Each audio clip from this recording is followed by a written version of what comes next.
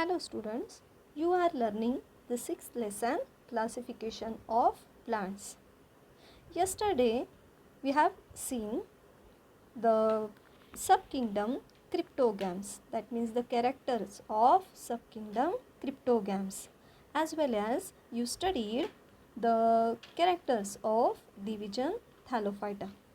Now you know that Cryptogam, subkingdom Cryptogam is divided into 3 divisions according to the specific differentiated body parts: root, stem, leaves, flowers, those like that. So division Thallophyta, division Bryophyta and division Pteridophyta. So you have studied the characteristics of Thallophyta. Now today we are going to see the characteristics of division Bryophyta and division Pteridophyta, which are included into the subkingdom Cryptogams. Okay, now the second division of Cryptogams, that is Bryophyta. Now let's see the characters of division Bryophyta. आता आज आपल्याला Bryophyta या क्रिप्टोगॅमी प्लांट्सचे characters बघायचे आहेत. Okay, now this group of plants are also called amphibians. Now what is the meaning of amphibians actually? Amphibians is the word which is related to the living organisms which can live in water as well as on land. Mostly this word is used for animals. However, you can understand that some plant species are also there, see, which need water as well as land for their growth. Amphibian that means उभयचर. आता उभयचर प्राणी तुम्ही ऐकलं असेल की जे प्राणी जमिनीवर पण राहू शकतात आणि पाण्यामध्ये पण राहू शकतात, अशा प्राण्यांना उभयचर प्राणी म्हटलं जातं. मग ब्रायोफायटा डिव्हिजन मधल्या प्लांट्सला ॲम्फिबियन्स का म्हटलं जातं? These plants are also called amphibians because these plants grow in moist soil but they need water for reproduction. म्हणजे काय की हे वनस्पती ओलसर मातीत वाढतात, मात्र त्यांना reproduction that means asexual reproduction करण्याकरता पाण्याची गरज असते. That means they need both soil nutrients as well as water nutrients for their asexual reproduction. Understood? Hence these plants are also called amphibians. Now how is the body structure of those Bryophyta plants? Now their body is thalloid like. Thalloid म्हणजे चकतीसारखा आकार असतो, चपटा, multicellular and autotrophic. नाव बघा, ब्रायोफायटामधले जे plants आहेत चकतीसारखा चपटं शरीर असतं त्यांचं आणि मल्टीसेल्युलर असतात ते, and obviously they are autotrophic that means स्वयंपोषी. Now these are also non-flowering plants, that means seeds are not bare in those plants. That means they carry out the reproduction by spore formation instead of seed formation. म्हणजे काय की थॅलोफायटाप्रमाणेच हे plants त्यांचं reproduction हे spores मार्फत करतात. Spores म्हणजे बीजाणू तयार करतात आणि बीजाणू मार्फत न्यू प्लांट्स ग्रो होतात, सीड्स तयार होत नाहीत. These are also simple primitively developed plants, म्हणजे अगदी साधे स्ट्रक्चर असणारे आणि कॉम्प्लेक्स टिश्यू स्ट्रक्चर नसतं यांच्यामध्ये. So these are the primitively developed, that means जास्त विकसित नसतात. Now plant body is flat, ribbon like long, म्हणजे चपटं शरीर असतं, रिबनसारखं लॉंग त्यांचं बॉडी पार्ट्स असतात. And the main character is they also do not have root, stem, leaves. These plants like Thallophyta also are without true roots, stem and leaves. आता असं का म्हटलं आहे की या वनस्पतींना खरी मूळ, खोड, पान अशी रचना नसते. खरी नसते म्हणजे नेमकं काय? तुम्ही फिगरमध्ये बघू शकाल, डायग्राममध्ये बघू शकाल. इथे मर्केन्शिया, अँथोसेरॉस इथे दिलेला आहे. नाव इथे तुम्हाला लीफ लाईक बॉडी पार्ट्स दिसत आहेत फिगरमध्ये. ओके, नाव रूट लाईक बॉडी पार्ट इथे दिसत आहेत तुम्हाला. पण ॲक्च्युली तुम्हाला माहिती आहे की प्रत्येक बॉडी पार्टचं स्पेसिफिक फंक्शन असतं. That means root absorb water and minerals from soil, leaves perform photosynthesis and store food material. Okay, and stem like part which helps to conduct the water and minerals as well as give support to the plant. However, you can see in those plant stem like part, leaf like part as well as root like rhizoids in those plants. म्हणजे काय की या प्लांट्समध्ये stem सारखा दिसणारा अवयव तुम्हाला दिसतो आहे. लीफ लाईक पार्ट्स म्हणजे पानासारखा दिसणारा अवयव तुम्हाला दिसतो आहे. आणि रूट लाईक रायझॉइड, इथे रूट लाईक तुम्हाला स्ट्रक्चर जे दिसतं आहे त्याला रायझॉइड म्हटलं जातं. They are actually not roots, they are the rhizoids. But actually these structures which we can see in the diagram, those are just stem like, leaf like or root like. That means these parts are virtual. That means they are not real. That means they are not functioning like real root, stem and leaves. म्हणजे हे जे parts तुम्हाला दिसत आहेत ते फक्त लीफसारखे किंवा स्टेमसारखे किंवा रूटसारखे आहेत, पण ते ट्रू म्हणजे ॲक्च्युअल रूट, स्टेम, लीव्स नाहीत. So we can say that specific organs like root, stem, leaves are absent in Bryophyta also. Now then, the next characteristic is the absence of vascular tissue. Vascular tissue हा पण आधीच्या पार्टमध्ये बघितलेला आहे. See conducting tissues like xylem and phloem. Now यासारखे xylem आणि phloem यासारखे vascular tissue, that means conducting tissue which conduct water, minerals as well as food. तर अशी मटेरियल कंडक्ट करण्यासाठी सारखी जी सिस्टीम असते ती सुद्धा ब्रायोफायटामध्ये नसते. Now absence of vascular tissues. Example moss, Funaria, Marchantia and Anthoceros इथे तुम्हाला फिगरमध्ये दिसतं. Now these are some examples of Bryophyta plants. बघा यासारखे जे प्लांट्स आहे तुम्हाला बघा जिथे ओलसर भिंत असते किंवा विटा असतात किंवा खडक असतात. सो पावसाळ्यामध्ये तुम्हाला असं वेल्वेटी स्ट्रक्चर ओल्या भिंतीवरती, विटांवरती किंवा खडकांवरती तुम्हाला दिसतं. तर तेच आहेत हे bryophyta plants. You can see. Okay, now these are the, you can observe these diagram. आता इथे फर्स्ट ऑफ ऑल दिलेली आहे फ्युनारिया. नाऊ बघा तुम्हाला एक्झाममध्ये या फिगर ड्रॉ करायला येतात क्वेश्चनमध्ये. Okay, now Funaria that means moss. You can see the rhizoids, root like parts.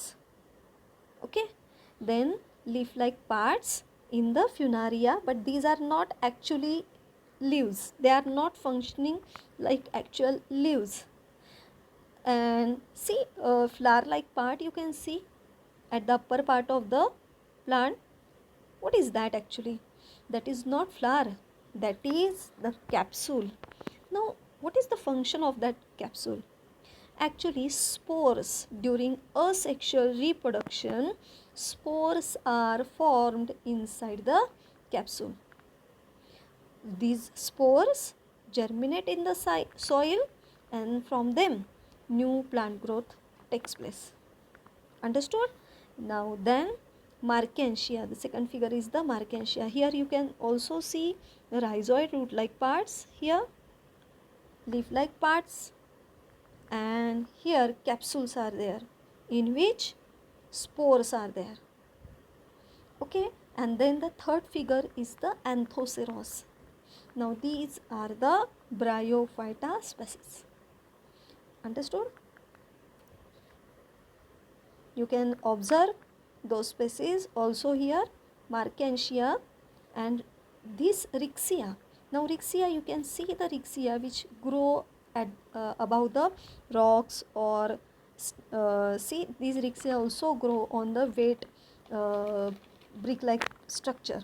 ओली भिंत किंवा विटा किंवा खडक ओलसर जागी हे ब्रायोफायटाच्या स्पेसिस ग्रो होतात. Mostly bryophyta you can see at the marshy and wetlands. Marshy and wetlands म्हणजेच ओलसर जमीन किंवा दलदलीची जमीन जिथे असते, जिथे पाण्याचं प्रमाण खूप असतं, तिथे हे ब्रायोफायटा आढळतात. Why? Because see, these plants grow in soil. However, they need water for asexual reproduction. Hence, these plants are called amphibians. Understood? Then, now division, the third division of cryptogams, that is the Pteridophyta. Now look at this third division of Pteridophyta and let's see the characters of Pteridophyta. Now here these plants, you can see those plants in the picture like ferns. Ferns म्हणजे नेचे. Mostly हे for a decoration purpose किंवा decorative purpose करता हे ferns कुंड्यांमध्ये वगैरे आपण पाहतो. यानंतर Selaginella, you can see those Lycopodium. These are the some examples of Pteridophyta. Again I repeat here, ferns, then Selaginella, and then the Lycopodium. Now we have studied two divisions of cryptogams. Which are those? Thallophyta. See, what is the main character of Thallophyta? Absence of root, stem, leaves. As well as we see these characters in also next division, Bryophyta. See, true root, stem and leaves are also absent in the Bryophyta. However, this character we can see in the Pteridophyta. That means what? बघा, आपण क्रिप्टोगॅमचे जे दोन division बघितले, Thallophyta आणि Bryophyta, यामध्ये route, stem, leaves असे body parts नसतात, हे आपण बघितलेलं आहे. मात्र टेरिडोफायटा हा जो थर्ड डिव्हिजन आहे, यामध्ये इन्क्लूड असणारे जे प्लांट्स आहेत, they have well developed roots, stem and leaves, these body parts. बघा, टेरिडोफायटा या ग्रुपमध्ये किंवा डिव्हिजनमध्ये इन्क्लूड असणाऱ्या प्लांट्सना मात्र रूट, स्टेम, लिव्ज हे स्ट्रक्चर अगदी चांगल्या पद्धतीने विकसित त्यांच्यामध्ये असतात. However, you know that flowers are absent. Understood? Now also the second character we studied, or we have seen that vascular tissues are absent in the Thallophyta and Bryophyta. म्हणजे काय की झायलेम फ्लोएम यासारखे वॉटर किंवा food conduct करणारे vascular tissues हे Thallophyta आणि Bryophyta या दोन्हीमध्ये पण ॲब्सेंट असतात. However, these conducting tissues, vascular tissues, are present in the Pteridophyta. Understood?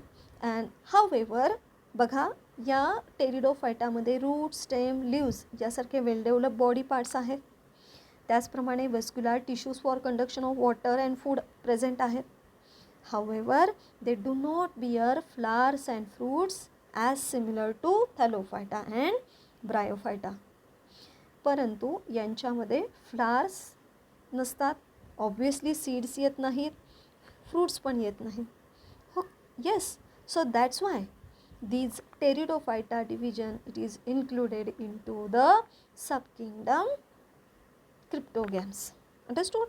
Now how do they reproduce?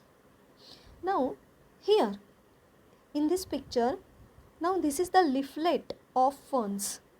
Okay, and that you can see the spore like some seed like part on the posterior side or back side of the leaves of ferns. Okay, you can see the seed like parts. However, those are not seeds. Instead of seeds, these spot like parts seed-like parts, those are actually sporangia. Okay, now these in the sporangia, spores are formed during sexual reproduction. Now when these leaves get fallen off from those plants into the soil, see, the spores present in the sporangia germinate into the soil and new plantlet grows. म्हणजे काय बघा, these plants reproduce by spores which are formed along the posterior or back side of the leaves. म्हणजे काय की इथे तुम्हाला पिक्चरमध्ये दिसत आहे की लीफ आहे आणि लीफच्या बॅक साईडला किंवा पोस्टेरियर साईडला तुम्हाला इथे सीडसारखे छोटे छोटे पार्ट्स दिसत आहेत. ओके, पण ते सीड्स नाही आहेत, ते आहेत स्पोरॅन्जिया. आणि या स्पोरॅन्जियामध्ये आतमध्ये स्पोर्स तयार होतात during the process of reproduction. आता हे जे लीव्ज आहेत, जेव्हा झाडावरून गळून पडतात तेव्हा जेव्हा हे लीव्ज जमिनीवर पडतात तेव्हा या स्पोरॅन्जियामधले स्पोर्स जे आहेत ते बाहेर पडतात आणि सॉईलमध्ये जर्मिनेट होतात किंवा रुजतात आणि त्याच्यापासून न्यू प्लांटलेट ग्रो होते. You understood? In this way these plants reproduce by spore formation. Okay, these plants reproduce asexually by spore formation and sexually by zygote formation.